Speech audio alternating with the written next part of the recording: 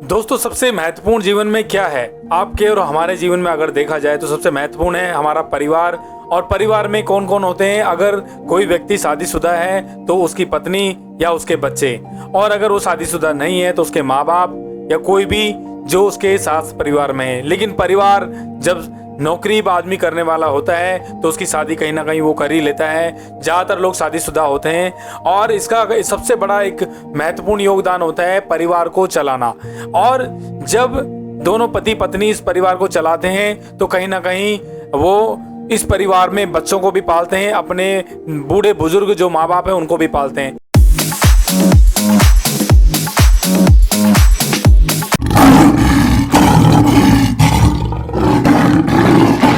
तो चलिए दोस्तों, बात करते हैं आज सरकारी नौकरी में काम करने वाले पति पत्नी जो कि कहीं भी स्टेट में या सेंट्रल गवर्नमेंट में सर्विस करते हैं, लेकिन वो एक साथ नहीं रहने के कारण वो अपने बच्चों को ठीक से पाल नहीं पाते हैं। और जबकि आपको मैं बता दूं कि 1986 में डीओपीटी की गाइडलाइन के में दिशा निर्देश क्लियर दिया हुआ है कि पति पत्नी दंपति जो भी हैं उनको एक ही स्थान पर, एक ही ट्रांसफर नीति में एक ही स्थान पर रखा जाए, ताकि वो अपने परिवार, सामाजिक और बच्चों का भरण पोषण और पालन अच्छे से कर सकें, समाज में जीवन को आराम से सरल तरीके से चला सकें।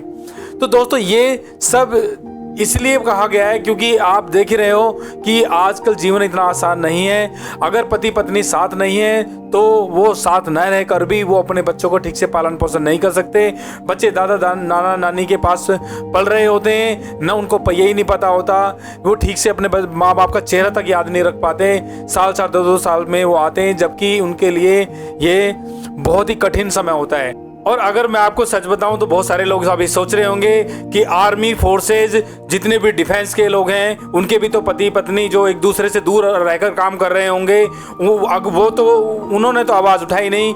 तो मैं आपको बता दूं दोस्तों, वो उन्होंने इसलिए आवाज़ नहीं उठाई क्योंकि उनकी ट्रांसफ़र नीति एक जगह है और उनको ये मिल रहे हैं ट्रांसफ़र क्योंकि उनके लिए दिशा निर्देश भी डीओपीटी गाइडलाइन में मौजूद हैं। तो IPS हैं, जो कोई भी ऑफिसर हैं, उनको ये ट्रांसफ़र नीति में एक ही जगह स्थान पर ट्रांसफ़र कर दिया जाता है ताकि वो हस्बैंड वाइफ एक जगह, एक ही स्थान पर, एक ही एरिया में रहकर काम कर सकते हैं। लेकिन सिर्फ एक ministry of health and family welfare में जो कि स्वास्थ्य कर्मचारी जिन्हें कोरोना योद्धा वीर कहा गया है, जिन्होंने कोरोना में 2019-20 आपने देखा है अपनी जान तक दांव पे लगा दी थी, पूरा देश पूरा विश्व सिर्फ कोरोना योद्धा वीर यानी कि हेल्थ डिपार्टमेंट की तरफ देख रहा था। और हेल्थ वर्करों ने अपने पूरी जान लगाकर अपने प्राण तक निछावर कर दिए हैं, वो भी किसी आर्मी ऑफिसर या किसी योद्धाओं से कम नहीं है। तो मैं आपको सिर्फ इतना बता रहा हूं दोस्तों कि उस बलिदान के बदले नहीं, कम से कम आने वाले समय, क्योंकि ऐसी महामारियां हर 100 साल पता नहीं कब कब आती रहेंगी, हम तो कभी नहीं चाहेंगे आए,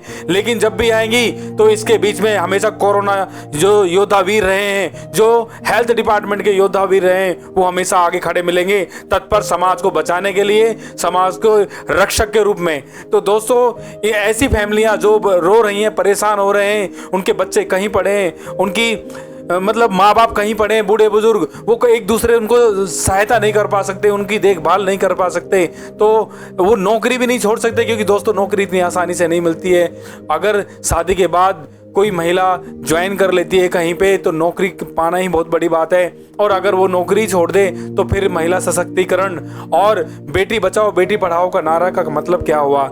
ये वही तो है, ये नारे महिलाओं को मजबूती देने के लिए है दोस्तों। और हमारे देश की महिलाएं विश्व में सबसे नंबर 1 पर हैं। आप देख रहे हो, काम करने से, परिवार को जोड़ने में हर तरीके से हमारी महिलाएं सबसे आगे हैं। तो चलिए दोस्तों, कि प्रधानमंत्री मोदी जी ने एक बेटी बचाओ बेटी पढ़ाओ एक नारा दिया था, और जो कि 2015 में जनवरी में लागू हुआ था। महिला सशक्तिकरण और आयुष्मान जैसे इतने बड़े बड़े मोदी जी ने एक स्लोगन और उनके कार्य को प्रशस्त किया है। तो चलिए दोस्तों, हम ऐसे ही जो मोदी जी के कार्यों को सराहते हैं कि उन्होंने काम किया है, तो क्यों ना हमारे जो हेल्थ विभाग है जो कि डीओपीटी गाइडलाइन में 1986 और 1997 और 2004, 2009, 2022, 2015 इसमें जो गाइडलाइन दी गई है डीओपीटी ने, उसको ministry of health and family welfare उसको दिशा निर्देश के अनुसार क्यों नहीं लागू कर रहे हैं? अगर वो लागू कर दें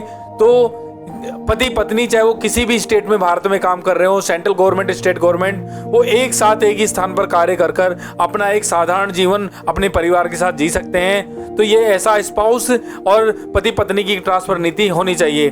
तो चलिए दोस्तों, इस पर जो हमने टॉपिक आपको बताया, आप भी अपनी हमारे कमेंट बॉक्स में बताना, क्या ये स्पाउस नीति जो पति पत्नी की ट्रांसफर नीति है ये आपको कैसी लगती है। बहुत सारे लोग इसे सुन रहे हैं जो कि इससे जूझ रहे हैं, परेशान हैं, और ये सिर्फ सभी विभागों में हो चुकी है, सिर्फ एक हेल्थ स्वास्थ्य जो विभाग है वहां पर ये कार्य नहीं कर रही है। तो इस पर ministry of health and family welfare को संज्ञान लेना चाहिए।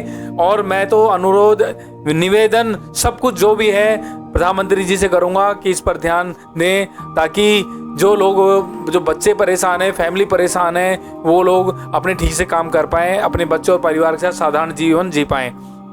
तो चलिए दोस्तों, ऐसे ही टॉपिक आपके जो सामाजिक तौर पर काम आते हैं वो हम लेके आते रहेंगे और आपको उसके बारे में बार बार बताते रहेंगे।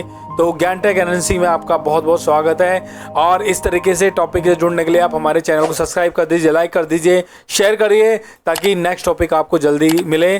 चलिए दोस्तों, जय हिंद, जय भारत।